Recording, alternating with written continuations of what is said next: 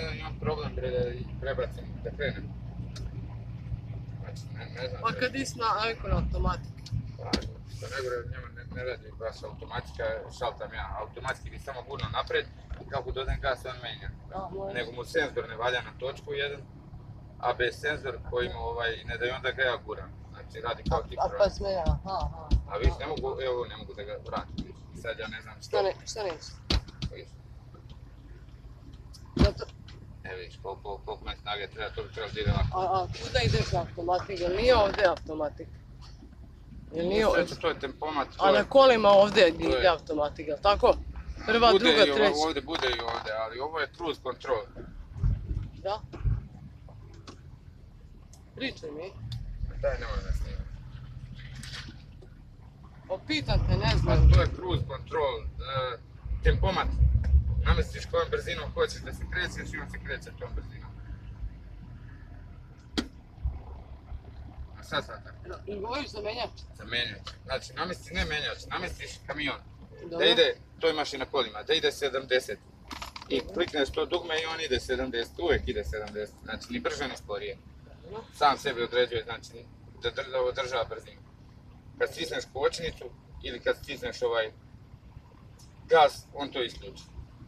Znači, ali to je za duga putovanja, izviješ na autoput staviš, znači koliko ti odgovara, 90, 180, 70. I on uvijek ide toliko. Ja vidim, možeš me ovo gore otvoriti. Možeš, znači, prije, što je crveno, jebački. Koje? Ono svjetlo je crveno, ono to kabinu. Aha. Ali nema krevete, nema. A nema, ovo je dnevni. Ovo su dnevne kabine, a ono su ti... Pa onda nije jebački. A nije vam možda nemojte spominjati zastavicu. Šta kažeš? Nemojte spominjati zastavicu, i ono je bila dnevna kabina. Ali sa spojenim sitima. Schwarzmuller. Švarcmuller, crna majka. Jel?